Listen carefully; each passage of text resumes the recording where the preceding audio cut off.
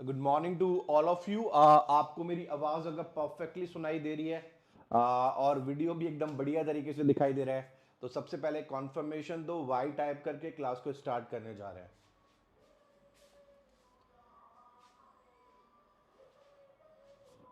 Good morning to all of you once again. फटाफट से Y type करिए, class को स्टार्ट करेंगे। जो आ चुके हैं लाइक और शेयर करो, रोज रोज की बातें, लोगों को कनेक्ट करने की कोशिश करो जितना को कर पाओ फटाफट से।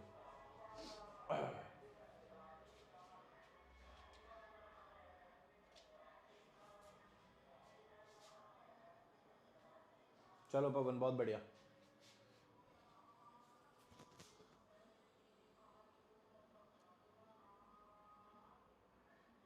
चलिए, देखिए आज की क्लास भी बहुत ही इंपॉर्टेंट होने जा रही है। एज यूजुअल कुछ नए वर्ड्स लेकर आए हो, कोशिश की है प्रीवियस ईयर एग्जामिनेशन के वर्ड्स और जिसके आने के चांसेस हैं एग्जाम में उनको पिक कर पाऊं और उनके इर्द गिर्द जो है आपकी नॉलेज जो है वो बढ़ा पाऊं। सबसे पहले तो एक बार शेयर कर दीजिए। बहुत सारे बच्चे कनेक्ट हो चुके हैं, बहुत सारे होने जा रहे हैं। विद इन अ मिनट में क्लास को स्टार्ट करने जा रहा हूं और जो क्लास है आज कोशिश करूंगा कि 1 घंटे के अंदर ही क्या हो जाए, हमारी समाप्त हो जाए। ठीक है, थैंक यू महेंद्र बेटा, थैंक यू वेरी मच। चलिए स्टार्ट करते हैं, ज्यादा समय वेस्ट नहीं करेंगे। देखिएगा, एक न्यूज पिछले 2 या 3 महीने से कंसिस्टेंटली न्यूज़पेपर में चल रही है या फिर न्यूज हेडलाइंस में चल रही है। अगर आप टीवी को देखेंगे उसी के रिलेटेड मैं एक क्वेश्चन लेकर आया कि कुछ बड़ा हुआ है, क्या वो न्यूज है, जरा समझते हैं और उसी के अराउंड जो है वोकैबुलरी बनाने की कोशिश करते हैं। देखिए पहला सवाल हमारे सामने आ रहा है, इंपॉर्टेंट क्वेश्चन है, थोड़ा डिटेल में जाएंगे, समझने की कोशिश करेंगे कि माजरा क्या है, कि बात क्या हो रही है। देखिए सबसे पहले जो सवाल पूछा जा रहा है वो ये है कि dash resigned recently as the prime minister of UK due to budgetary pressures put forward by the conservative government। अभी हाल फिलहाल में किसी ने इस्तीफा दिया है, कहां से? As a prime minister of UK, UK के प्राइम मिनिस्टर की पोजीशन से किसी ने इस्तीफा दिया है। और क्यों दिया है? क्योंकि जो प्रेशर उनके पास बनाया जा रहा था, जो मार्केट उन पर प्रेशर बना रहा था, जो ऑपोजिशन उन पर प्रेशर बना रहा था, उस वजह से वो जो है इस्तीफा देकर आई हैं। यहां पर मैंने कुछ ऑप्शंस लिखे हुए हैं, सवाल एक बार दोबारा समझ लीजिए। अभी हाल फिलहाल में यूके के प्राइम मिनिस्टर ने जो है वो रिजाइन किया है कुछ कारणों से, कुछ प्रेशर्स की वजह से। वो प्रेशर्स क्या है मैं अभी डिस्कस करूंगा, लेकिन अभी आंसर की तलाश में हूं कि आखिर उनका नाम क्या है। तो देखिए यहां पर 4 ऑप्शंस हैं। पहला ऑप्शन है लिज ट्रस, दूसरा ऑप्शन है सर ग्राहम रेडी, तीसरा बोरिस जॉनसन और चौथा थेरेसा मे। अगर आपकी नॉलेज थोड़ी ठीक ठाक है तो आप जानते हैं कि बोरिस जॉनसन जो है इससे पहले प्राइम मिनिस्टर थे, ठीक है। थेरेसा मे उनसे भी पहले थी। अभी जिन्होंने रिजाइन किया है उनका नाम है लिज ट्रस। उनका नाम क्या है? Liz Truss. उनकी मैंने फोटो लगा रखी है, आप देखेंगे जरा। सर टेलीग्राम पर पीडीएफ नहीं मिल रही है हमको। भाई तुम फिर किसी और ही दुनिया से आए हुए हो अगर तुमको नहीं मिल रही है, क्योंकि पीडीएफ जो है क्लास के तुरंत बाद डाल दी जाती है। 8 बजे 9 बजे आपकी क्लास पूरी होती है, 9:05 पर टेलीग्राम चैनल पर मैं पीडीएफ भेज देता हूं।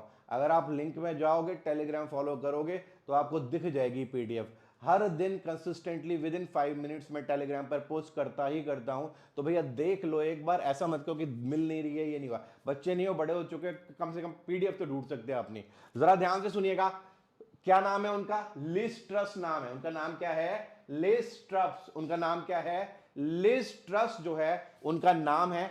अब ये लिज ट्रस जो है ये अभी आजकल चर्चा में क्यों चल रही है, जरा समझिएगा पहले।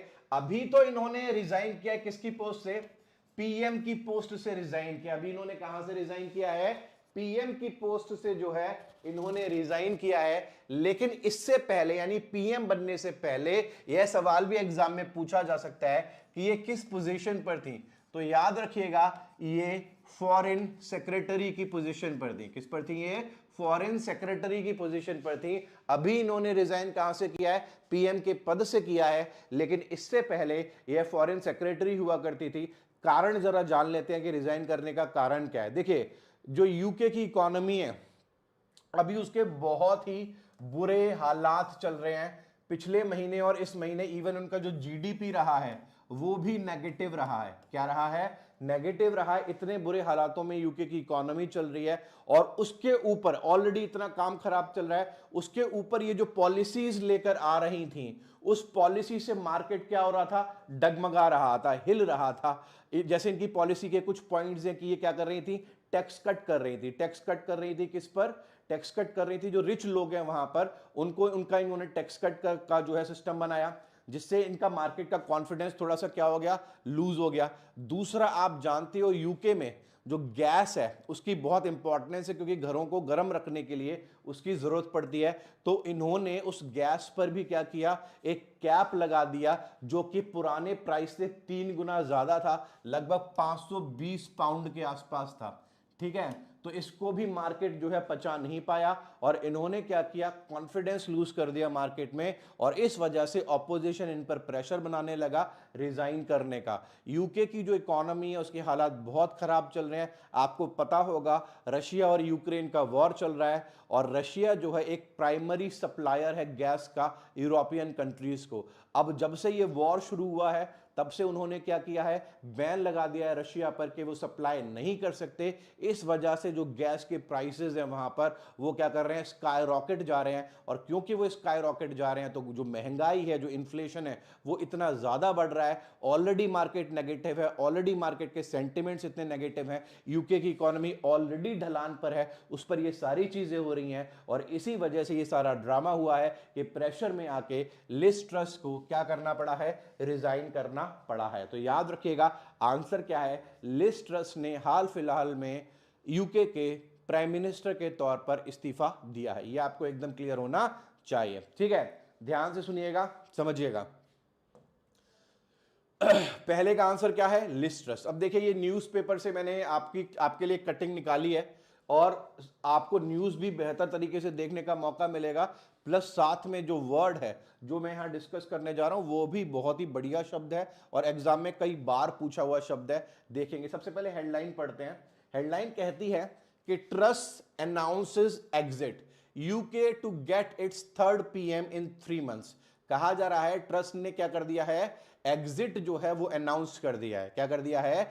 एग्जिट जो है वो अनाउंस कर दिया है, और यूके को जो है अब तीसरा पीएम तीसरे महीने मिलने जा रहा है। ठीक है, अनाउंस किसने किया है? नाम याद रखिएगा, नाम इनका है लिज ट्रस। नाम क्या है इनका? Liz Truss. ठीक है, नाम क्या है इनका? Liz Truss. ठीक है, तो याद रखेंगे, इनकी मैंने ये फोटो लगा रखी है। बहुत ध्यान से सुनिएगा। शब्द शब्द जो हम देखने जा रहे हैं वो है रैटल, वो है रैटल। अब रैटल का मतलब क्या होता है? रैटल का मतलब होता है अननेसेसरी शोर, जिसकी जरूरत नहीं थी, जिसकी जरूरत नहीं थी। अगर आप डिस्कवरी वगैरह देखते हैं तो उसमें कभी कभी एक रैटल स्नेक दिखाया जाता है जो डेजर्ट में पाया जाता है, रेगिस्तान में पाया जाता है। तो जो रैटल स्नेक होता है ना, उसकी जो पूंछ होती है, पीछे की साइड होती है, उसमें रैटलिंग होती रहती है, मतलब वो झुंझुनाती रहती है। अगर आपने देखा है डिस्कवरी चैनल पर अक्सर आता है कि उसकी जो पूंछ है वो आवाज करती रहती है। ठीक है, झन झन झन झन झन झन आवाज करती रहती है। उस आवाज की कोई जरूरत नहीं है, अननेसेसरी आवाज है।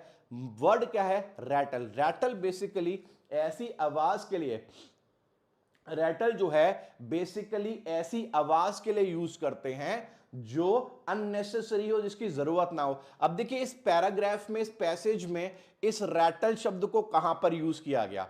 यहां पर यह कहा गया कि miss truss budgetary plans at the heart of which were unfunded tax cuts had deeply rattled the markets. कहा जा रहा है मिस ट्रस के जो बजट के प्लान्स थे, जहां पर वो अमीरों का टैक्स कट करने जा रही थी, उसने पूरे मार्केट को क्या करके रख दिया? रैटल करके रख दिया। उस मार्केट में जबरदस्ती का शोर शराबा मचा दिया जिसकी जरूरत नहीं थी। कहा जा रहा है मिस ट्रस के जो बजटरी प्लान्स हैं उसकी वजह से पूरा जो मार्केट है वो क्या हो गया? रैटल हो गया। रैटल का मतलब अजीब सा शोर शराबा हो गया। वर्ड है RATTLE, RATTLE, RATTLE। अब ध्यान से सुनिएगा, मैं यहां पर 4 शब्द लिखकर लाया हूं, लेकिन एक बेहतरीन शब्द है जो मैंने लिखा नहीं है, लेकिन मैं लिखूंगा तो आपको कहीं ना कहीं, अगर आप थोड़ा बहुत भी पढ़ते हैं तो ये शब्द आपने जरूर देखा होगा। वर्ड है केओस। वर्ड क्या है? Chaos, CHAOS। वर्ड क्या है हमारा? Chaos, CHAOS। एक बार पूरी शक्ति के साथ जहां भी तुम बैठे हो, एक बार जबरदस्त एनर्जी के साथ इन दोनों शब्दों को रिपीट कर दो। पहला शब्द है हमारा रैटल और दूसरा शब्द है हमारा केओस। पहला शब्द हमारा क्या है? रैटल है और दूसरा शब्द क्या है हमारा? केओस है। फटाफट से रिपीट करिए, जरा मैं पानी पी लेता हूं।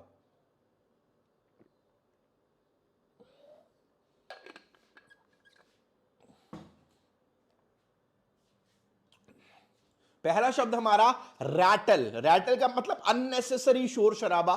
इसका पहला इंपॉर्टेंट सिनोनिम है केओस। का कहते हैं कि जब केओस हो रहा, आप दिवाली पे चले जाइए मार्केट में, इतना केओस होता है, इतना शोर शराबा होता है, अननेसेसरी की आवाज, अननेसेसरी आवाजें होती हैं, उसको हम केओस कहते हैं और उसी को हम रैटलिंग या रैटल भी कहते हैं। एग्जामिनेशन के लिए दूसरा इंपॉर्टेंट वर्ड, पहला इंपॉर्टेंट वर्ड बेटा क्या हो गया? The first important word is chaos. The second important word जो बहुत बार एग्जाम में पूछा गया है, सारे मिलकर बोलेंगे मेरे साथ, वर्ड है कैकोफोनी। बोलिए एक बार, कैकोफोनी। एक बार बोल दीजिए, कैकोफोनी। कैकोफोनी का भी मतलब होता है जबरदस्ती का शोर शराबा, बिना लॉजिक, बिना मीनिंग की आवाजें। वर्ड है कैकोफोनी। केओस दोनों ही CH से स्टार्ट हो रहे हैं। The first word is chaos, the second word is cacophony. दोनों ही आजकल की जो भाषा है वहां पर बहुत बहुत बहुत फ्रीक्वेंटली इन शब्दों का इस्तेमाल किया जाता है। Original word is rattle. Two synonyms are, first one is chaos, second word is cacophony. क्या है? Cacophony. First is chaos, second is cacophony. अगर आपने लाइफ में कभी हिंदू न्यूज़पेपर पढ़ा है, द हिंदू पढ़ा है, तो वहां पर जब भी जिक्र होता है पार्लियामेंट का, किसका जिक्र होता है? पार्लियामेंट का होता है। और जनरली कोई बिल वगैरह पास करने की बात होती है तो ऑपोजिशन जो शोर शराबा करता है, जो हंगामा करता है बेमतलब का, उस हंगामे को एक नाम देते हैं। स्पेशली हिंदू के एडिटोरियल्स में मैंने बहुत देखा है शब्द को यूज होते हुए। बेमतलब का हंगामा जो सदन में हो रहा है, बेमतलब का शोर शराबा जो सदन में हो रहा है, उसके लिए वो शब्द यूज करते हैं। शब्द है फ्यूरोर। शब्द क्या है? फ्यूरोर। एक बार बोल दीजिए, शब्द क्या है? फ्यूरोर। हम तीन बेहतरीन शब्दों को डिस्कस कर रहे हैं। पहला शब्द है हमारा केओस, दूसरा है कैकोफोनी, दोनों ही एग्जाम फेवरेट है, और तीसरा शब्द जो निकल कर आ रहा है शब्द है हमारा फ्यूरोर। क्या है? फ्यूरोर। अब जो हमारी लिस्ट ट्रस्ट थी, इनके जो बजटरी प्लान्स थे, उसने पूरे मार्केट को रैटल करके रख दिया, पूरे मार्केट में रैटल करके रख दिया, जबरदस्ती का शोर शराबा करके रख दिया, जबरदस्ती का कैकोफोनी करके रख दिया, जबरदस्ती का केओस मचा के रख दिया, जबरदस्ती का फ्यूरोर मचा के रख दिया, जबरदस्ती का नॉइज। नॉइज मुझे लगता नहीं है कि डिस्कस करने वाला वर्ड है। नॉइज तो हमने इतनी बार सुना होगा बचपन में। वर्ड जबरदस्ती का शोर मचा दिया, नॉइज। और नेक्स्ट वर्ड है क्लैमर। नेक्स्ट वर्ड क्या है? क्लैमर। क्लैमर का भी मतलब क्या होता है? जबरदस्ती की आवाजें। क्या मतलब होता है? जबरदस्ती की आवाजें। हमारे पास अगर देखा जाए टोटल में 1 2 3 4 5 6 शब्द तैयार हैं और सभी साइनोनिम्स हैं किसके? शोर शराबे के, हंगामे के, अननेसेसरी आवाजों के। अगर आपको क्लियर है, एक बार अगले शब्द पर बढ़ने से पहले 6 के 6 शब्दों को पूरी एनर्जी के साथ रिपीट कर दीजिए। लिस्ट ट्रस्ट ने क्या किया? जो बजटरी कट्स अनाउंस किए उससे पूरा मार्केट रैटल हो गया। क्या हो गया? रैटल हो गया। पूरे मार्केट में केओस मच गया, पूरे मार्केट में कैकोफोनी हो गई, पूरे मार्केट में फ्यूरोर हो गया, पूरे मार्केट में नॉइज हो गई और पूरे मार्केट में क्लैमर हो गया। क्या हो गया? क्लैमर हो गया। होपफुली आपको ये बड़े आसानी से याद रहेंगे। अब देखिए, जब हम बात करते हैं शोर शराबे की, जब हम बात करते हैं हंगामे की, तो हंगामे को अगर पलट कर आप रख देंगे, अगर आप उसको उल्टा करके रख देंगे, तो आती है शांति। क्या आती है? शांति। हंगामे का उल्टा क्या होता है? शांति। क्या होता है? शांति। और यहां को, इस शांति शब्द को लेकर बेहतरीन बेहतरीन बेहतरीन शब्द हैं एग्जाम को लेकर जो पूछे गए हैं। वर्ड है पहला सेरेनिटी। सेरेनिटी का मतलब होता है एकदम शांत वातावरण, शांत माहौल, इतना शांत कि झरने के पानी के गिरने की आवाज तक महसूस की जा सके। वर्ड है सेरेनिटी, वर्ड इज सेरेनिटी। रिजेंस की भी हो सकता है, चेरिश, एब्सोल्युटली राइट। वर्ड क्या है? सेरेनिटी। अब सेरेनिटी को लेकर देखो, सेरेनिटी तो एग्जाम में पूछा ही गया है। इसका एडजेक्टिव है ना सीरीन या सेरीन, ये भी एग्जाम में बहुत बार पूछा गया है। शांत वातावरण, शांत माहौल, शांत वातावरण, शांत माहौल को हम सेरेनिटी बोल सकते हैं, सेरीन बोल सकते, काम, बिल्कुल काम का मतलब क्या होता है? शांति। तो देखो भैया, दो शब्द तो बहुत बढ़िया तैयार है। पहला है सेरेनिटी, दूसरा है काम। मैं अभी पहले अपना जब वोकैब का सेशन लगाया था तो मैं आपसे डिस्कस कर रहा था कि जब कोई जंगली जानवर अपना आपा खो देता है, कंट्रोल से बाहर हो जाता है, तो वाइल्ड लाइफ की टीम बुलाई जाती है और वो एक इंजेक्शन दाग देते हैं उसमें। उस इंजेक्शन को कहते हैं क्या? ट्रैंक्यूलाइजर। क्या कहते हैं? ट्रैंक्यूलाइजर कहते हैं। किससे बना हुआ है? ट्रैंक्यूलाइज से बना हुआ है। किससे बना हुआ है? ट्रैंक्यूलाइज से बना हुआ है। ट्रैंक्यूलाइज का मतलब क्या हुआ? उस इंजेक्शन के लगते ही वो जो जानवर जो अपना आपा खो चुका है एकदम शांत हो जाता है, बेहोशी के आलम में चला जाता है। वर्ड है हमारा ट्रैंक्विलिटी। वर्ड क्या है हमारा? ट्रैंक्विलिटी। वर्ड क्या है हमारा? ट्रैंक्विलिटी। वर्ड क्या है हमारा? Tranquillity. The word is tranquility. The word is tranquility. The word is tranquility. First word serenity, second word calm, third word tranquility. तीनों शांत होने के लिए, तीनों शांत होने के लिए। पुराने जमाने में जब कवि लिखा करते थे, स्पेशली लिटरेचर में कविताएं लिखा करते थे, तो एक बच्चा, छोटा सा बेबी रो रहा है, शोर मचा रहा है और अचानक से मां के पास आकर वो चुप हो जाए तो उस चुप होने को कहा करते थे लल। क्या कहा करते थे? लल कहा करते थे। स्पेशली बेबीज के रिस्पेक्ट में अचानक से शांति पैदा हो जाए तो वर्ड है लल। LULL। वर्ड क्या है? लल है। LULL। एक बार मेरे साथ चारों एंटोनिम्स भी रिपीट कर दीजिए। First is serenity, the second one is calm, the third one is tranquillity and the fourth one is lull. I hope आपको न्यूज भी एकदम दिमाग में फिट हो गई होगी और साथ में आपको फिट हो गए होंगे ये 8 बेहतरीन शब्द जो सिनोनिम्स हैं और एंटोनिम्स हैं। कौन से शब्द के? रैटल के। किसके? रैटल के। फटाफट से आगे बढ़ते हैं अगले समाचार पर, यह भी बहुत जरूरी है। कल अगर आपको याद है, आप जरा इसको पढ़िए जो लिखा हुआ है, आपको मेरी कल की क्लास याद आएगी कि कल मैंने एक बहुत इंपॉर्टेंट न्यूज शेयर किया था और अगर याद आता है तो जरा इस क्वेश्चन का आंसर देने की कोशिश करिए सारे के सारे। कल हमारा पहला न्यूज था, मैंने 10-12 मिनट बिताए थे इस न्यूज पर। अगर कुछ याद आता है तो आंसर जो है एक बार फटाफट से बताने की कोशिश करिए।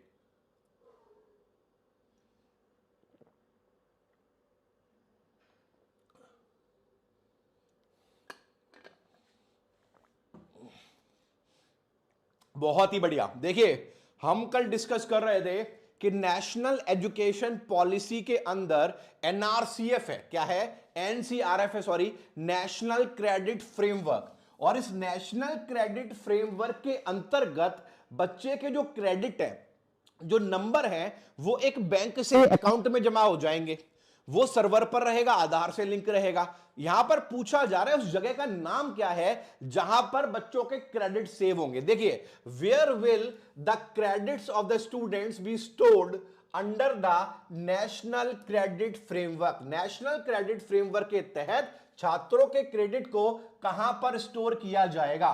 पहला ऑप्शन है एकेडमिक बैंक ऑफ क्रेडिट, दूसरा है आधार डेटा वॉल्ट, तीसरा है स्टेट डेटा सेंटर और चौथा है national data of credit. National data of credit तो कुछ होता नहीं है, आधार डेटा वॉल्ट में आधार का डेटा सेव होता है, स्टेट डेटा सेंटर में बाकी जनरल डेटा सेव होता है, स्टूडेंट का जो एनसीआरएफ का डेटा है कल हम डिस्कस कर रहे थे सेव होता है एकेडमिक या होगा एकेडमिक बैंक ऑफ क्रेडिट में, जिसको हम जानते हैं किस नाम से?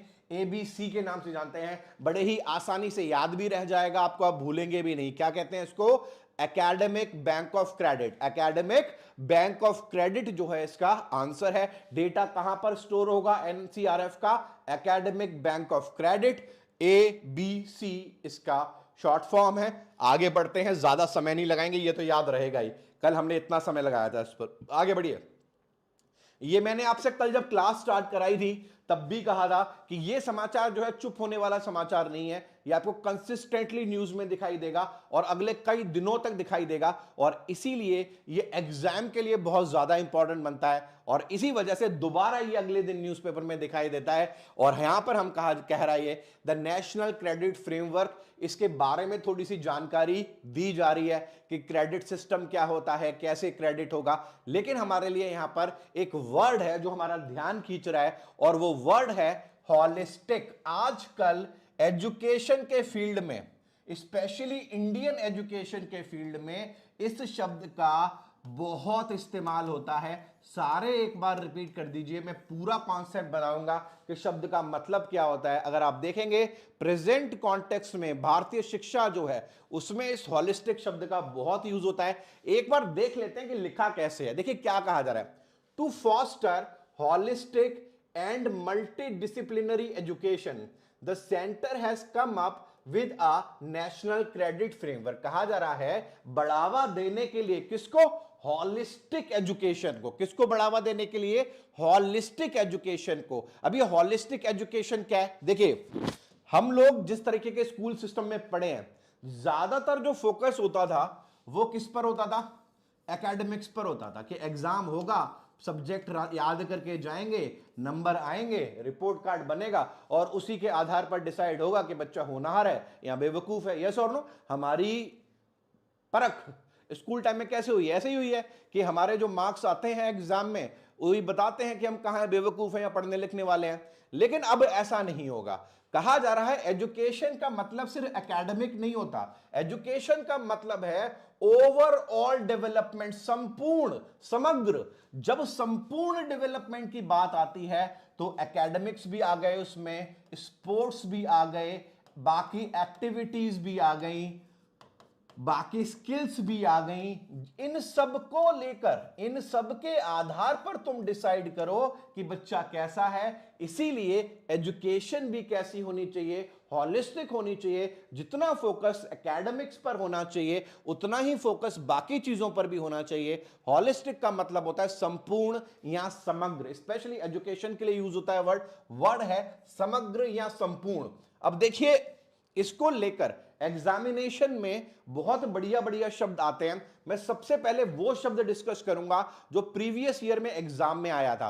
अगर आपने कभी अपनी मार्कशीट को देखा है, कभी आपने अपनी मार्कशीट को देखा है, तो उस मार्कशीट में देखो क्या होता है, ध्यान से सुनना। मान लो तुम्हारे 12वीं में फिजिक्स में 70 नंबर है, केमिस्ट्री में 60 नंबर है, मैथ में 80 नंबर है, इंग्लिश में 92 नंबर है, फिजिकल एजुकेशन है मान लो उसमें 75 नंबर है। ये तुम्हारे क्या है? अलग अलग सब्जेक्ट्स के नंबर है। अगर मैं कहूं जरा मुझे संपूर्ण नंबर बताओ कि संपूर्ण क्या स्कोर रहा है, तो वहां पर उस शब्द के लिए जो एक बच्चों ने आंसर भी करना शुरू कर दिया है, वो जो शब्द यूज करते हैं वो शब्द है एग्रीगेट। क्या शब्द है वो? एग्रीगेट। एग्रीगेट का मतलब होता है ओवरऑल, कंप्लीट। भैया अकेले अकेले नहीं बताओ, ओवरऑल बताओ कि क्या परसेंटेज रही है, कंप्लीट बताओ क्या परसेंटेज रही है। क्लियर है? तो वर्ड है पहला aggregate. The first word is aggregate. ध्यान रखिएगा, बहुत बहुत बहुत ज्यादा इंपॉर्टेंट शब्द है। जो ओरिजिनल शब्द हम डिस्कस कर रहे हैं वो है हॉलिस्टिक। क्या है? हॉलिस्टिक। नेशनल क्रेडिट फ्रेमवर्क का डेटा कहां सेव होगा? ABC में सेव होगा। नेशनल क्रेडिट फ्रेमवर्क एजुकेशन कैसी देगा? हॉलिस्टिक देगा। यानी कैसी देगा? एग्रीगेट देगा। जरा एक बार रिपीट कर दीजिए बढ़िया तरीके से।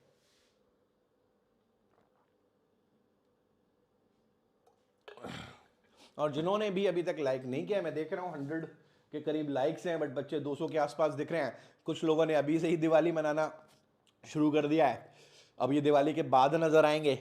तो भैया मैं हमेशा कहता हूं, मेरी टैगलाइन है बेरोजगारों की कोई दिवाली नहीं होती, और अभी दिवाली में टाइम है।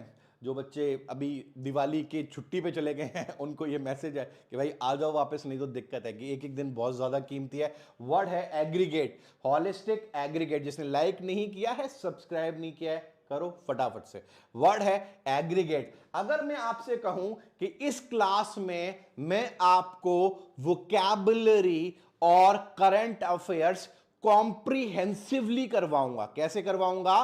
कॉम्प्रिहेंसिवली करवाऊंगा। इसका मतलब है संपूर्ण रूप से करवाऊंगा, कुछ भी छोड़ूंगा नहीं, कुछ भी छोड़ूंगा नहीं, संपूर्ण रूप से करवाऊंगा। Everything will be covered. तो जब हम संपूर्ण या समग्र की बात करते हैं, the word is comprehensive. Word क्या है? कॉम्प्रिहेंसिव। पहला एग्रीगेट, दूसरा कॉम्प्रिहेंसिव। पहला एग्रीगेट, दूसरा कॉम्प्रिहेंसिव। पहला एग्रीगेट, दूसरा कॉम्प्रिहेंसिव। पहला एग्रीगेट, दूसरा कॉम्प्रिहेंसिव। पहला एग्रीगेट, दूसरा कॉम्प्रिहेंसिव।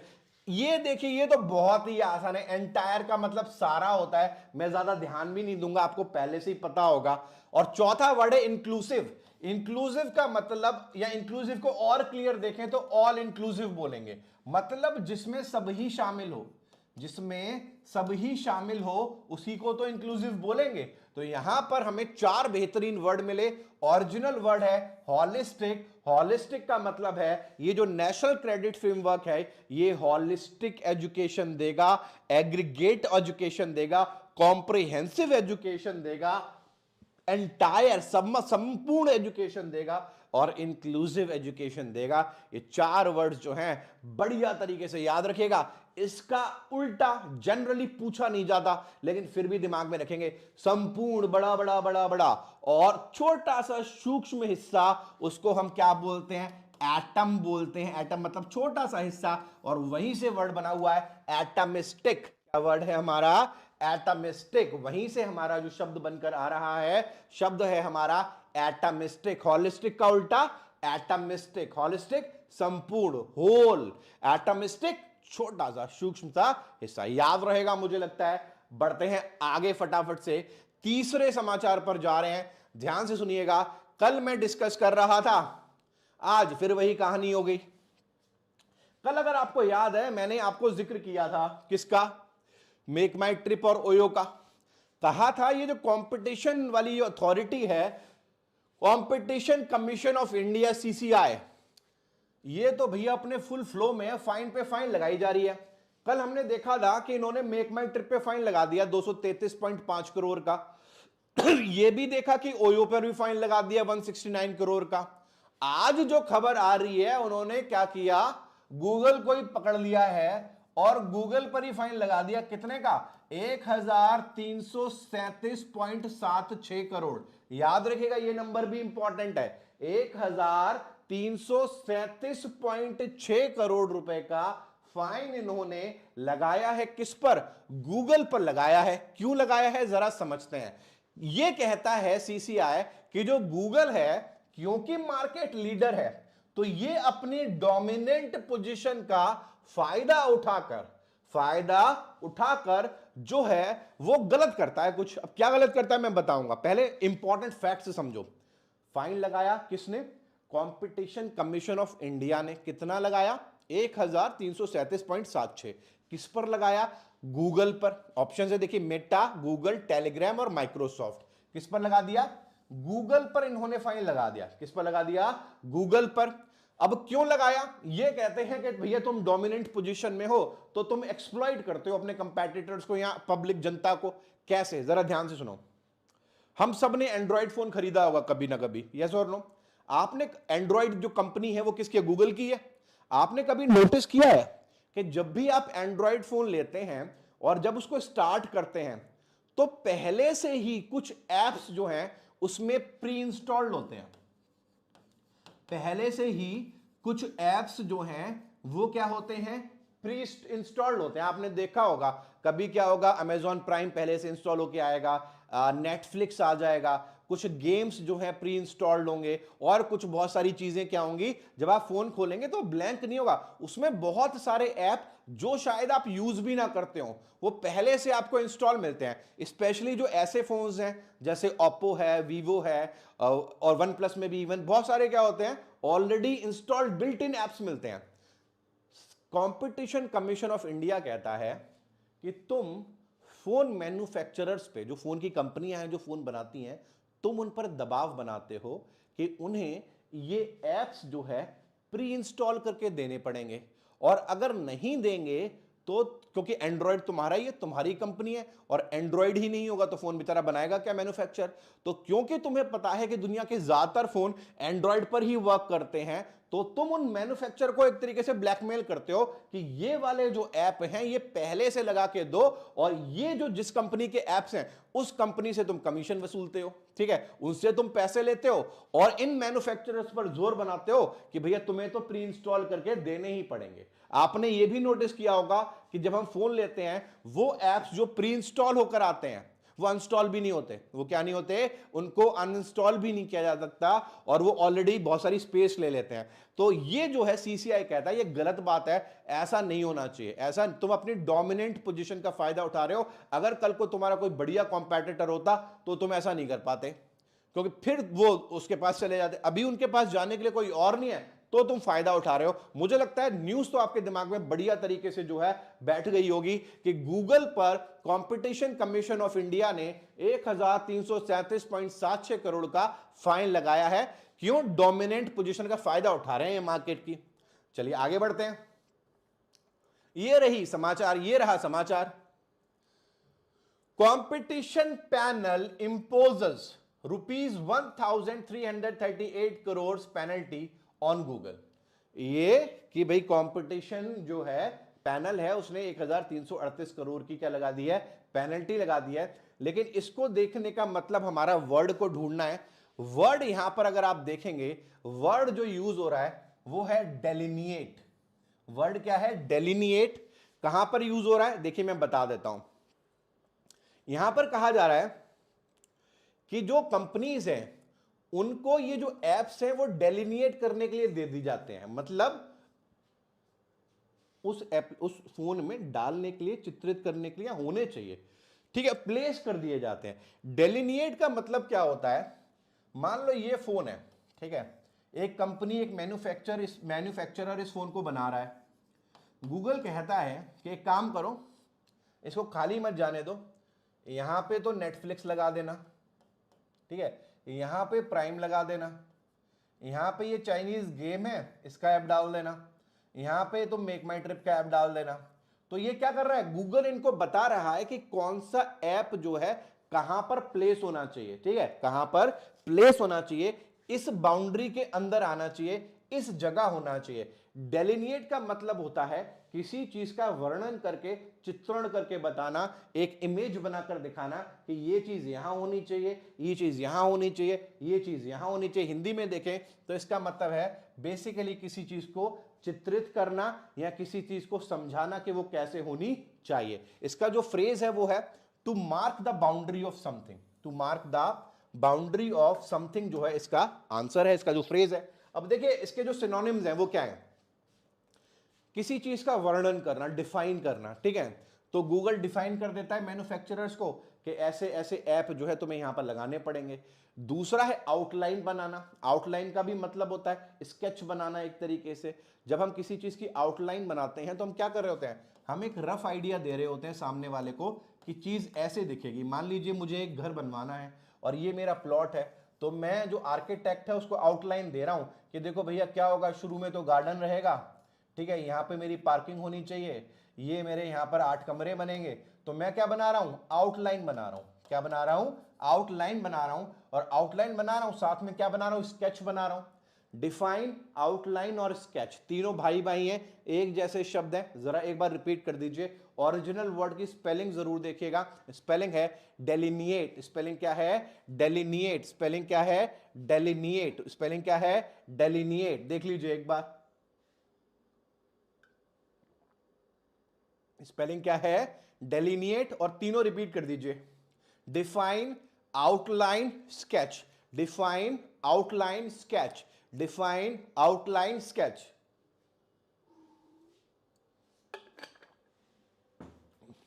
बेटा ये जो मोटिवेशन मोटिवेशन है फालतू की बातें होती हैं, इन चक्करों में पड़ा मत करो। मैं तुम्हें बताऊं, जितना इंसान सेल्फ मोटिवेटेड हो सकता है ना, उतना उसे दुनिया में कोई और नहीं कर सकता। तुम खुद अपनी आत्मा में झांको, तुम सोचो कि तुमने कितने मोटिवेशनल वीडियोस देखे होंगे, और फिर सोचो कि यार वो मोटिवेशन तुम्हारा रहा कब तक। जब देखा तब तो जोश भर गया, अगले दिन से फिर वही हो गए। देखने में पता चला 6-6 घंटे मोटिवेशनल वीडियो देख रहे हैं, राइट। इंपैक्ट कुछ नहीं लाइफ पे, थोड़े दिन थोड़ी देर तो अच्छा लगता है, एनर्जी का संचार सा होता है, लेकिन फिर वैसे ही हो जाते हैं। तो मेरे हिसाब से तो भैया दुनिया का सबसे बड़ा फ्रॉडी मोटिवेशन है। आदमी का मन होना चाहिए, अंदर से इंस्पायर होना चाहिए, ठीक है, अंदर से इंस्पिरेशन होनी चाहिए बढ़िया करने की। सिंपल सी बात है, मैं तो कहता हूं मन होगा तो कुछ भी होएगा, मोटिवेशन हो या ना हो, मन होना चाहिए। वो मोटिवेशन मोटिवेशन नहीं होता, मन है तो कर लोगे, मन नहीं है तो कुछ भी नहीं हो सकता इस दुनिया में, ठीक है। पढ़ लो कि भाई, और ये मोटिवेशन जो थियरीज है ना, रियल लाइफ में बहुत सारी लागू भी नहीं होती यार, बहुत सारी लागू नहीं होती। आप देखो, कहते हैं कि भाई अगर आपको ग्रोथ करनी है तो किसी के बारे में बुरा मत बोलो। यार हम इंसान हैं, हम जब तक बुरा नहीं बोलते 2-4 के बारे में, हमारा खाना हजम नहीं होता। मेरी पड़ोस में रहने वाली आंटी मुझे परेशान अगर करती हैं तो मैं उनकी पीठ पीछे बुराई करूंगा ही करूंगा, जब तक नहीं करूंगा मेरा खाना हजम नहीं होगा। सिंपल सी बात है, रियल लाइफ बातें हैं ये। सोच लेने से और कर लेने में there is a huge difference. हमें रियलिस्टिक रहना चाहिए अपनी लाइफ में, इमेजिनरी दुनिया में नहीं जीना चाहिए, रियलिस्टिक होना चाहिए, ठीक है। मन होना चाहिए, मन है तो सब होगा, फिर चाहे मोटिवेशन हो या ना हो, मोटिवेशन चला जाता है 2 मिनट में। क्लियर है, आगे बढ़ो। वर्ड है डिफाइन, आउटलाइन, स्केच। तीसरा वर्ड है सिलहॉट, SILHOUTTE, SILHOUTTE। वर्ड क्या है? सिलहॉट। वर्ड क्या है? Silhouette. Define, outline, sketch, silhouette. Important नहीं है, लेकिन तीनों जो शुरू में लिखे हैं वो बहुत इंपॉर्टेंट है। Define, outline, define, outline, sketch, define, outline, sketch, ठीक है, ये वर्ड है। अब देखिए इसके सिनोनिम देख लीजिए। एक तो हम क्या कर रहे हैं, किसी चीज को डिफाइन कर रहे हैं कि भाई ऐसे करना, ऐसे करना, और एक है हम गलत कर रहे हैं, फॉल्सिफाई। फॉल्सिफाई मतलब पता ही नहीं है कि क्या करना है। फॉल्स का मतलब क्या होता है? गलत। तो पहला सिनोनिम है फॉल्सिफाई। गार्बल का मतलब होता है अनक्लियर। गार्बल का मतलब क्या होता है? अनक्लियर। गार्बल का मतलब होता है अनक्लियर। सपोज करो, आपने देखा होगा वो लोग जो स्पेशली यूपी में आपको बहुत मिल जाएंगे कि बोलते हैं लेकिन मुंह के अंदर क्या होता है? विमल पान मसाला होता है, ठीक है। तो जो आवाजें जो बोलते हैं वो बहुत अनक्लियर होता है, उसको हम गार्बल बोलते हैं। जब कोई बोल रहा हो लेकिन उसकी आवाज ना हम तक क्लियर नहीं पहुंच रही हो, उसको गार्बलिंग बोलते हैं। तो वहीं से वर्ड बना है फॉल्सिफाई। दूसरा वर्ड है गाबल। वर्ड है फॉल्सिफाई, दूसरा क्या है? Garble. Falsify, garble, falsify, garble, falsify, falsify, garble. और डिस्टॉर्ट भी देख लेना, ठीक है। डिस्टॉर्ट, फॉल्सिफाई और गाबल। डिस्टॉर्ट, फॉल्सिफाई और गाबल। डिस्टॉर्ट, फॉल्सिफाई और गाबल, ये जो है हमारे 3 सिनोनिम्स हैं। आगे बढ़ते हैं समाचार की तरफ, चौथे के पास आ रहे हैं। चौथा देखिए, ये भी देखिए भैया, हमारे मोदी जी तो क्या है कि नॉन स्टॉप ऐसी चीजों में बहुत विश्वास रखते हैं। कोई फायदा हो ना हो, एक नुकसान जरूर होता है, और वो नुकसान पता है किसको होता है? वो नुकसान होता है जो बच्चे कंपटीशन की तैयारी कर रहे हैं, क्योंकि इतने सारे प्रोग्राम्स वो लॉन्च करते हैं कि हर दिन कुछ ना कुछ डिस्कस करने के लिए हो जाता है। अभी आप देखेंगे आज के या कल के न्यूज़पेपर में हेडलाइंस बना रहा है एक शब्द हेल्थ बना, देखो इसको क्वेश्चन को समझते हैं। कहा जा रहा है which of the following ministry will organize, which of the following ministry will organize 1 month long Kashi Tamil Sangamam? कौन सी मिनिस्ट्री है जो ऑर्गेनाइज करेगी काशी और तमिल का संगमम? और इसका पर्पस क्या है? To rediscover the centuries old bond of knowledge and ancient civilisation linkage between Varanasi and Tamil Nadu. देखो क्या हो रहा है कि कोई मिनिस्ट्री ऐसी है जो एक चीज लॉन्च कर रही है। लॉन्च क्या कर रही है? काशी और तमिल का संगमम लॉन्च कर रही है। और इसका पर्पस क्या है? इसका पर्पस ये है कि जो पुराना ट्रेडिशन है, पुराना कल्चर है, एशियंट कल्चर है, जिसमें जुड़ाव है किसका, काशी का और तमिलनाडु का, उसको दोबारा से हाईलाइट किया जा सके, दोबारा से हाईलाइट किया जा सके। कर रही है कौन सी मिनिस्ट्री? आंसर है ministry of education. Ministry of education जो है वो इनको कर रही है। और याद रखिएगा यहां से एक सवाल और आ सकता है कि ये जो प्रोग्राम है काशी तमिल संगमम, ये किसके अंडर आता है? ये किसके अंडर आता है? ये आता है, हमारे मोदी जी का विजन है एक भारत श्रेष्ठ भारत। एक भारत श्रेष्ठ भारत, ये हमारे मोदी जी का जो है विजन है, उसके तहत ये प्रोग्राम है जहां पर देश के अलग अलग जियोपॉलिटिकल लोकेशंस को एक दूसरे से कनेक्ट करने की कोशिश की जा रही है। इस बार जो मौका है वो है काशी। काशी आप जानते हैं कहां पर है, और तमिलनाडु। इनके बीच में जो पुरानी संस्कृति है, सिविलाइजेशन है, उसमें जोड़ बनाने की कोशिश की जा रही है। मेन मुद्दा आप तीन चीजें याद रखिएगा। पहली चीज आपको ये याद रखनी है कि नाम क्या है इसका। इसका नाम है काशी तमिल संगमम। इसका नाम क्या है? काशी तमिल संगमम। पहली बात तो आपको यह पता होनी चाहिए। दूसरी बात आपको यह पता होनी चाहिए कि इसको कौन करा रहा है?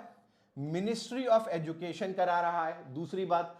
तीसरी बात ये किस विजन के अंदर आती है, यह हमारे प्राइम मिनिस्टर के किस मिशन के अंदर आती है? तो मिशन है एक भारत श्रेष्ठ भारत। क्या है? एक भारत श्रेष्ठ भारत। किसके अंदर आती है? एक भारत श्रेष्ठ भारत के अंदर जो है ये आती है। एक भारत श्रेष्ठ भारत, एक भारत श्रेष्ठ भारत के अंदर आती है। ऐसा भी पूछा जा सकता है कि एजुकेशन मिनिस्टर कौन है, तो धर्मेंद्र प्रधान। ये भी याद कर लीजिएगा, धर्मेंद्र प्रधान, धर्मेंद्र प्रधान। ठीक है, ये आपका समाचार है। नाम है काशी तमिल संगमम। संगम का मतलब क्या होता है? जोड़। Kashi Tamil Sangamam, ministry of education, एक भारत श्रेष्ठ भारत, धर्मेंद्र प्रधान। याद रहेगा मुझे लगता है सभी को। आगे बढ़ते हैं, शब्द पे आते हैं। हमारा चौथा जो शब्द है वो क्या है? देखिए, वर्ड है रीकिंडल। वर्ड क्या है? रीकिंडल। एक डिवाइस आती है किंडल, आपने सुना होगा। एक डिवाइस आती है किंडल, किताब विताब पढ़ने का काम आती है। वो क्या नाम है उसका? किंडल होता है। उसी के पहले री लगा हुआ है, वर्ड है रीकिंडल। वर्ड क्या है? रीकिंडल। अभी रीकिंडल होता क्या है ये देखिए यहां पे लिखा हुआ है, मैं पढ़ के बताता हूं, जरा अर्थ निकालिएगा। The programme will be held as part of, the programme will be held as part of Ek Bharat श्रेष्ठ भारत। ये जो प्रोग्राम है वो एक भारत श्रेष्ठ भारत के तहत होगा। And is aimed at rekindling the civilisational link between the two places. और इसका जो मकसद है, जो इसका एम है, वो है रीकिंडल करना। क्या करना? रीकिंडल करना दोनों का जो एंशिएंट सिविलाइजेशनल लिंक है। रीकिंडल करने का मतलब है दोबारा से जगाना, जो सो चुका है, संस्कृति जो सो चुकी है दोनों जगहों के बीच की, उसको दोबारा से जगाने के लिए हम कहते हैं रीकिंडल। कहते हैं किंडल का मतलब होता है जागृत करना। इसका डिवाइस का नाम पता है किंडल क्यों है? क्योंकि कहा जाता है कि जब हम पढ़ते हैं तो हम क्या होते हैं? जागृत होते हैं। हमारा इनर सेल्फ जो है जग जाता है, क्योंकि हम नॉलेजेबल बन जाते हैं। इसीलिए वर्ड पढ़ा है इसका किंडल। ठीक है, डिवाइस का नाम क्या है? किंडल। रीकिंडल, री का मतलब दोबारा, मैंने आपको सिखाया था, पुनः जागृत होना।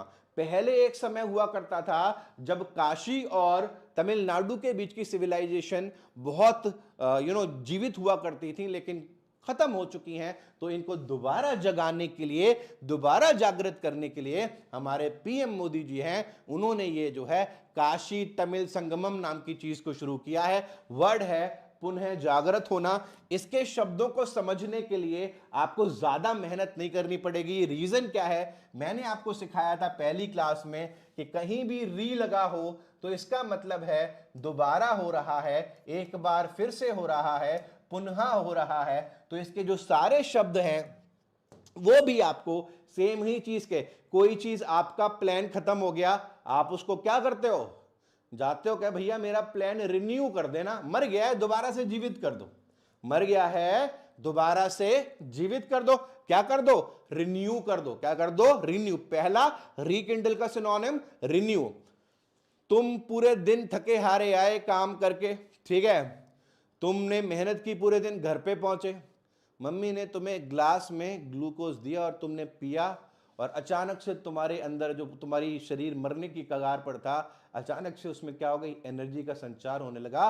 तुम क्या हो गए, तुम रिवाइटलाइज हो गए। तुम क्या हो गए, तुम रिवाइटलाइज हो गए।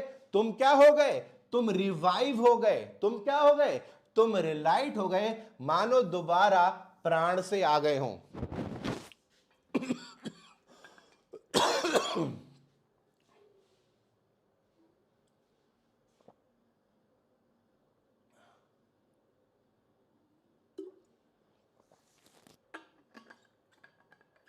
मानो दोबारा जीवित से हो गए हो।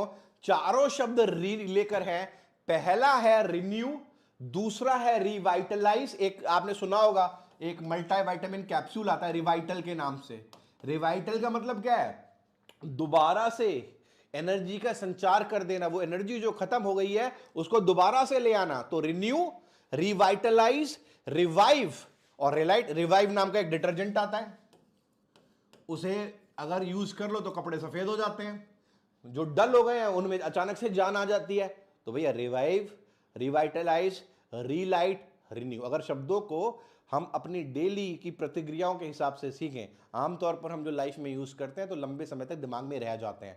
ठीक है, रिन्यू, रिवाइटलाइज, रिवाइव और रिलाइट क्या है, ये हमें चार याद रखने पड़ेंगे। चलिए आगे देखिए, इसका ऑपोजिट, जान सी आ गई, जान खत्म सी हो गई। आग लगी हुई थी, फायर एक्सटिंग्विशर यूज किया, वो जो भी आग लगी हुई थी, वो जो भी एनर्जी सी थी, वो एनर्जी खत्म हो गई। वर्ड है एक्सटिंग्विश।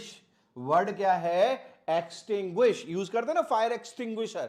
एक्सटिंग्विशर क्या करता है, वो चीज जो जग चुकी है उसको खत्म कर देता है। वो चीज जो जग चुकी है उसको खत्म कर देता है। पहला वर्ड एक्सटिंग्विश। आप देखते हो टीवी में ऐड आता है कि भाई पूरे दिन का थका हुआ बंदा डेजर्ट में जा रहा है, कहीं डेजर्ट में रेत के बीच में थम्स अप रखी हुई है, सलमान खान आया पी गया, उसकी जो प्यास थी, जो थर्स्ट थी, जो जगी हुई थी, अचानक से वो प्यास खत्म हो गई। क्या हो गया, वर्ड है क्वेंच। वर्ड क्या है, क्वेंच। क्वेंच का भी मतलब होता है खात्मा होना, किसी चीज का खत्म हो जाना, स्पेशली प्यास का।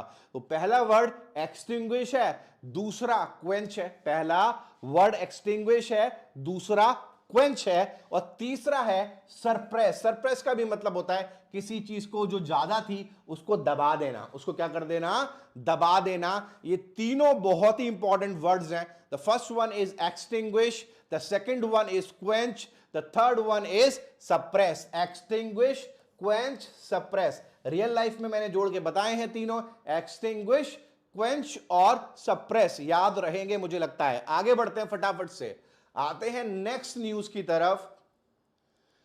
ये देखिए पीएम मोदी जी की मैं बात कर रहा था, एक और आ गया है पीएम मोदी। मैंने आपको 2 दिन पहले कवर किया था करंट में कि यूएन के सेक्रेटरी जनरल आए हुए हैं। कौन है नाम उनका, एंटोनियो ग्यूटेरेस। मैंने ये क्वेश्चन टैकल किया था कि वो भारत की 7 या 8 दिन की यात्रा पर हैं। कौन, यूएन के सेक्रेटरी जनरल एंटोनियो ग्यूटेरेस। ये हमने डिस्कस किया था 3-4 दिन पहले क्लास में, एंटोनियो ग्यूटेरेस। अब देखो सवाल क्या कह रहा है, सवाल यह कह रहा है कि हमारे जो पीएम मोदी हैं और ये जो UN secretary general Antonio Guterres हैं, इन्होंने एक मिशन लॉन्च किया है।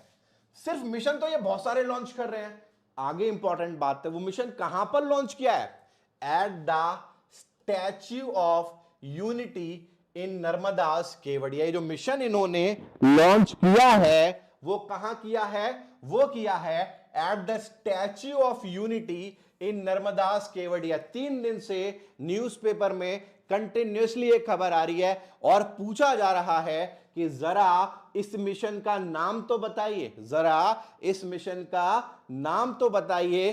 4 ऑप्शंस दे रखे हैं। पहला ऑप्शन है लाइफ, दूसरा है आई क्लीन, तीसरा है ग्रीन और चौथा है रिन्यू। तो आंसर देखिएगा, इसका राइट आंसर है लाइफ। इसका राइट आंसर क्या है, लाइफ। और इसका जो फुल फॉर्म है वो है lifestyle for environment. Lifestyle for environment जो है इसका फुल फॉर्म है। लाइफ जो मिशन है उसका नाम क्या है? लाइफ है। और इस लाइफ का फुल फॉर्म क्या है? Lifestyle for environment. Lifestyle for environment. Lifestyle for environment. Lifestyle for environment. अब ये है कहां पर, क्यों इंपॉर्टेंट है? देखिए, ये भारत के जो प्रयास हैं क्लाइमेट चेंज की तरफ, आप जानते हैं कि बर्फ पिघल रही है, टेम्परेचर बढ़ रहा है, तो सारे देश कुछ ना कुछ ऐसा कर रहे हैं कि क्लाइमेट चेंज की तरफ ध्यान दिया जा सके। क्लाइमेट चेंज की जब बात आती है तो माना जाता है कि ग्रीन एनर्जी जो है वो बहुत कारगर है क्लाइमेट चेंज को लाने के लिए। तो यही मिशन है कि ऐसी एनर्जीज को सोर्स में लाया जाए जिससे कि हमारा जो क्लाइमेट चेंज का मिशन है उसमें कोई ना कोई फायदा हो। अब ग्रीन एनर्जी में क्या, जैसे आप देख लीजिए सोलर जो एनर्जी है, ठीक है, तो ये जो लाइफ है, ये जो लाइफ मिशन है, ये कहता है कि सोलर एनर्जी को ज्यादा से ज्यादा बढ़ावा देना चाहिए। तो भैया यहां पर एक सवाल आ सकता है कि पूरी दुनिया में भारत जो है सोलर एनर्जी के प्रोडक्शन में कहां पर रैंक करता है? कहां पर रैंक करता है? तो याद रखिए, पूरे दुनिया में भारत का जो स्थान है सोलर एनर्जी प्रोडक्शन के आधार पर वो है 5वें नंबर पर। दुनिया जो है 5वें नंबर पर है सोलर एनर्जी को प्रोड्यूस करने के मामले में। इन्होंने एक गोल सेट किया था 2030 में कि भैया ये हम करेंगे। ये गोल जो है सोलर एनर्जी के रिलेटेड इन्होंने 9 साल पहले ही, यानी 2021 में ही अचीव कर लिया। 2000 जितने प्रोडक्शन का इन्होंने कमिटमेंट किया था वो 9 साल पहले ही इन्होंने पूरा कर दिया। भारत आता है 5वें नंबर पर सोलर एनर्जी के प्रोडक्शन में। कहां पर आता है? 5वें नंबर पर सोलर एनर्जी के प्रोडक्शन में। ग्रीन एनर्जी की बात आती है तो एक विंड एनर्जी का भी जिक्र होता है। तो ये विंड एनर्जी जो है इसमें भी भारत जो है दुनिया में चौथे स्थान पर आता है। कहां पर आता है? 4th रैंक्ड है in the world. 4th ranked है इन द वर्ल्ड। चौथे नंबर पर विंड एनर्जी, 5वें नंबर पर सोलर एनर्जी। इन्होंने भी एक लक्ष्य बनाया था, वो लक्ष्य इन्होंने 5 महीने पहले ही पूरा कर लिया। तो आपको यह पता चलता है कि ये जो गोल्स सेट कर रहे हैं उसको लेके कितने सीरियस हैं। सोलर एनर्जी का गोल 9 साल पहले ही पूरा कर दिया, विंड एनर्जी का गोल 5 महीने पहले ही पूरा कर दिया। 5वें नंबर पर सोलर एनर्जी में, चौथे नंबर पर विंड एनर्जी में। अब जब यह बात हो रही है तो एक सवाल मुझे चमकता हुआ दिखाई दे रहा है जिसके बारे में समाचारों में बहुत टाइम से पूछा जा रहा है। जो पेट्रोल है वो तो ग्रीन एनर्जी है नहीं, उसमें पोल्यूशन होता है उसकी वजह से। लेकिन हाल फिलहाल में पेट्रोल में कुछ मिक्स किया जा रहा है, ध्यान से सुनिएगा। पेट्रोल में कुछ मिक्स किया जा रहा है जो ग्रीन एनर्जी के अंदर आता है। क्या मिक्स किया जा रहा है, वो शब्द क्या है? अगर कोई बच्चा जानता हो कि पेट्रोल में 10% क्वांटिटी किसी चीज की मिक्स की जा रही है ताकि जो पॉल्यूटेंट लेवल है वो कम हो, वो शब्द क्या है? वो कौन सी चीज है जो पेट्रोल में मिक्स की जा रही है? मुझे लगता है किसी ना किसी बच्चे को जरूर आंसर पता होगा वो कौन सी चीज है। बहुत बढ़िया ही ना बेटा, आंसर है हमारा एथेनॉल। आंसर क्या है? एथेनॉल। ये सवाल भी एग्जाम के लिए बहुत इंपॉर्टेंट हो जाएगा कि जो हमारा कमिटमेंट है ग्रीन एनर्जी को लेकर, उसमें पेट्रोल में कौन से प्रोडक्ट को मिक्स किया जा रहा है जिससे कि उसकी टॉक्सिटी को कम किया जा सके। आंसर है एथेनॉल। आंसर क्या है? एथेनॉल। याद रखिएगा, यह भी बहुत इंपॉर्टेंट सवाल है। क्या है? एथेनॉल। आई होप क्लियर हुआ होगा। आगे बढ़ते हैं। ये रही फोटो समाचार की कटिंग। PM launches new mission to combat climate change. Prime minister launch करते हैं या लॉन्च किया है नया मिशन। किस लिए? कॉम्बैट करने के लिए। किसको कॉम्बैट करने के लिए? क्लाइमेट चेंज को कॉम्बैट करने के लिए नया जो है वो मिशन लॉन्च किया है। कॉम्बैट करना, आपने वीडियो गेम वगैरह देखे हैं, एक मूवी भी थी हॉलीवुड की, मॉर्टल कॉम्बैट। कॉम्बैट का मतलब होता है फाइट।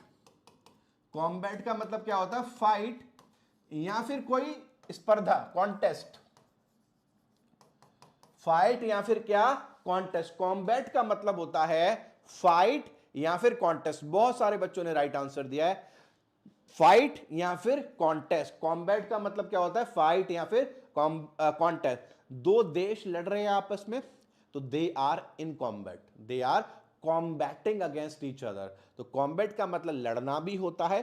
स्पर्धा में दो टीम खेल रही हैं तो भी वो कॉम्बैट में है एक दूसरे के साथ। इंपॉर्टेंट वर्ड है एग्जाम के लिए, पूछा हुआ भी है।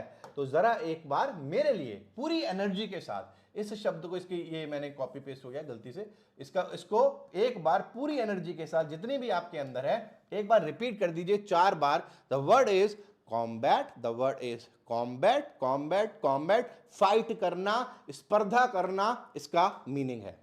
फटाफट से।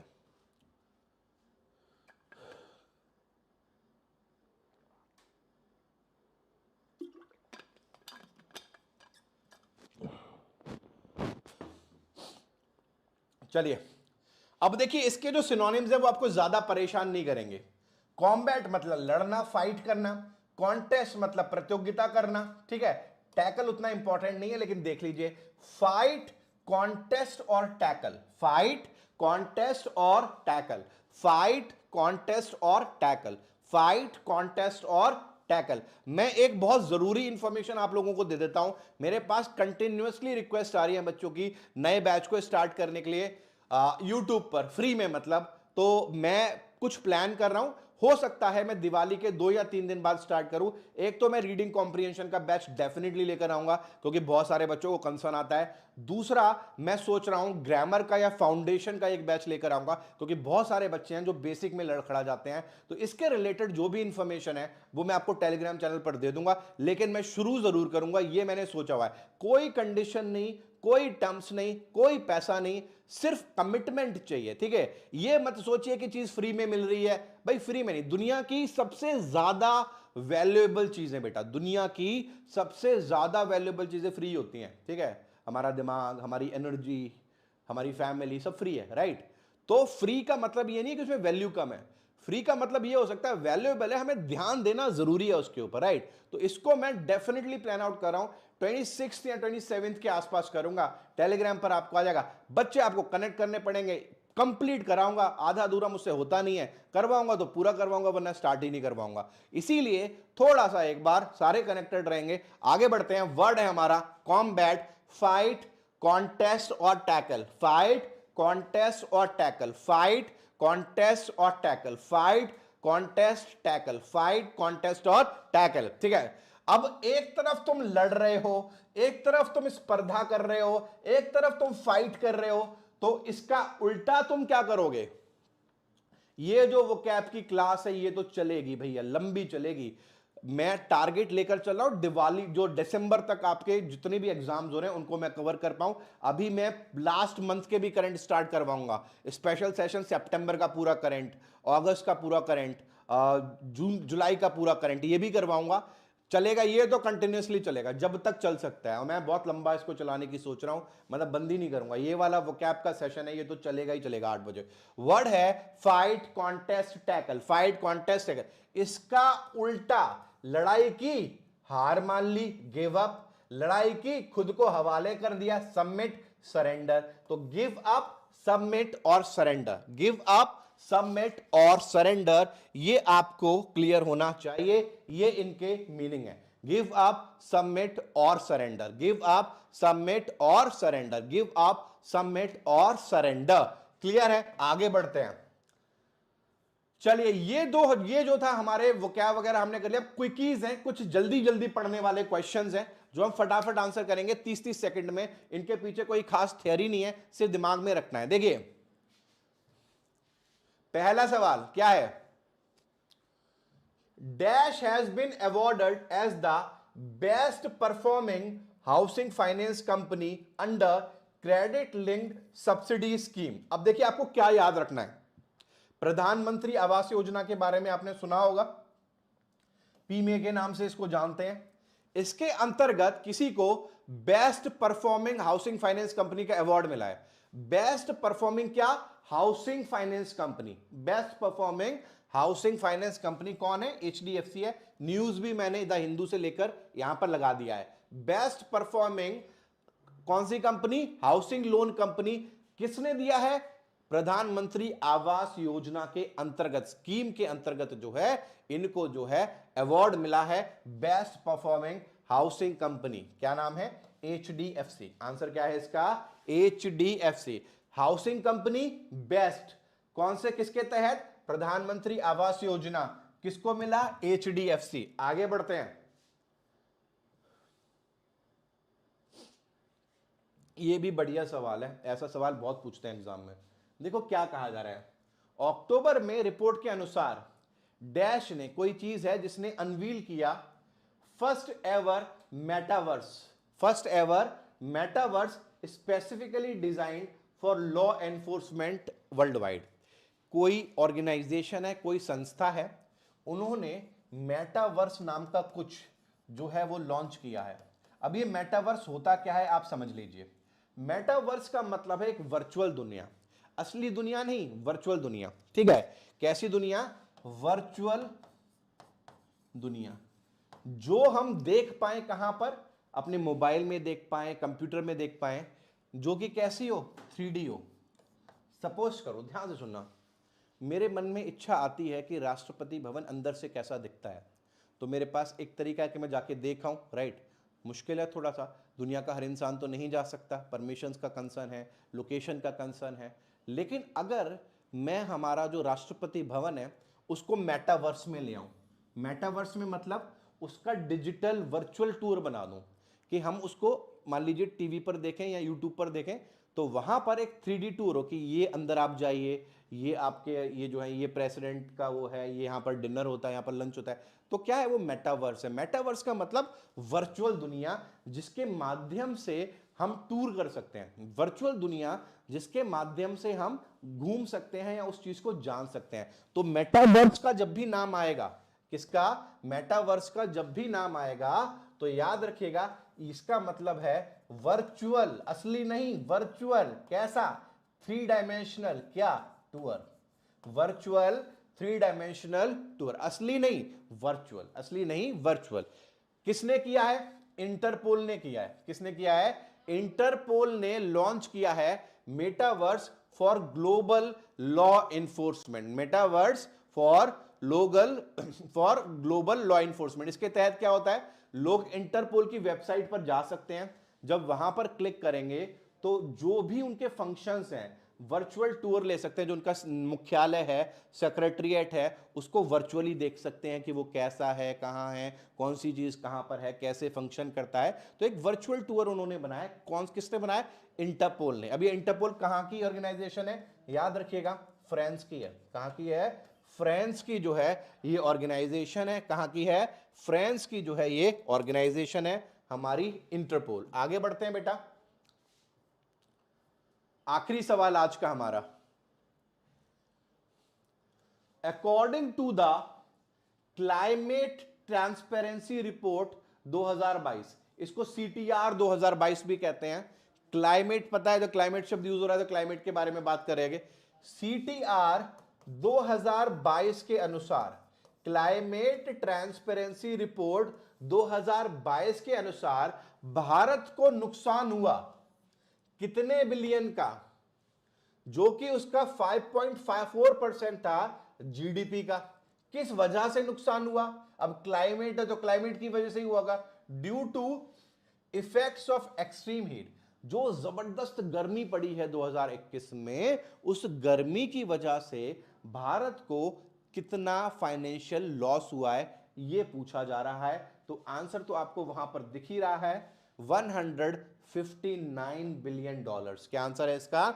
159 बिलियन डॉलर्स टेम्परेचर की वजह से, हीट की वजह से, टेम्परेचर की वजह से 159 बिलियन डॉलर का एस्टिमेट है कि भारत को नुकसान हुआ होगा। यही कारण है, आप जानते हो, आप देख रहे हो प्रेजेंट सिनेरियो में हर देश क्लाइमेट चेंज की बात करता है, हर देश ग्रीन एनर्जी की बात करता है, क्योंकि उनको पता है कि अगर क्लाइमेट को साइड में रखकर अगर हम डेवलपमेंट करेंगे तो कहीं ना कहीं से तो हम लॉस उठाएंगे ही। ये इसका जीता जागता एग्जाम्पल है। ठीक है, होपफुली आपको आज का सेशन जो है पसंद आया होगा, बढ़िया लगा होगा। आगे हम और भी समय के लिए मिलने जा रहे हैं, कुछ और भी कोर्सेज स्टार्ट कर रहे हैं। इतनी ही एनर्जी के साथ आप लगे रहिए। ये मेरा कमिटमेंट है आपसे कि दिसंबर तक अगर आपको एग्जाम देने जा रहे हैं तो जितना भी करंट है पिछले 6-7-8 मंथ्स का वो कवर कराऊंगा, और जितनी भी वोकैबुलरी पूछे जाने के चांसेस हैं वो भी कराऊंगा। अभी मैं वर्ड्स पर फोकस कर रहा हूँ, आगे मैं फ्रेजल वर्ब्स पर भी करूंगा, एडियम्स एंड फ्रेजेस पर भी करूंगा, इवन फिक्स्ड प्रपोजिशंस पर भी करूंगा। तो आप अगर कनेक्टेड रहेंगे, लॉन्ग जर्नी है, लॉन्ग जर्नी होती है वोकैबुलरी की, न्यूज़पेपर वगैरह की, कनेक्टेड रहिए। लेकिन दिसंबर अगर आप प्लान कर रहे हैं तो वो मेरी रिस्पॉन्सिबिलिटी है कि मैं आपको तैयार करवाऊं एग्जाम के लिए। चलिए 11 बजे वाली क्लास आज बेटा नहीं है, एग्रीकल्चर वाला कोई बच्चा पूछ रहा है, ठीक है। चलिए क्लास को रैप करते हैं, मिलते हैं आपसे। कल जो है क्लास नहीं होगी और परसों भी नहीं होगी, संडे है कल तो, और मंडे दिवाली है। हम ट्यूसडे को मिलेंगे और बाकी 2 दिन का करंट भी साथ में कर लेंगे, ठीक है।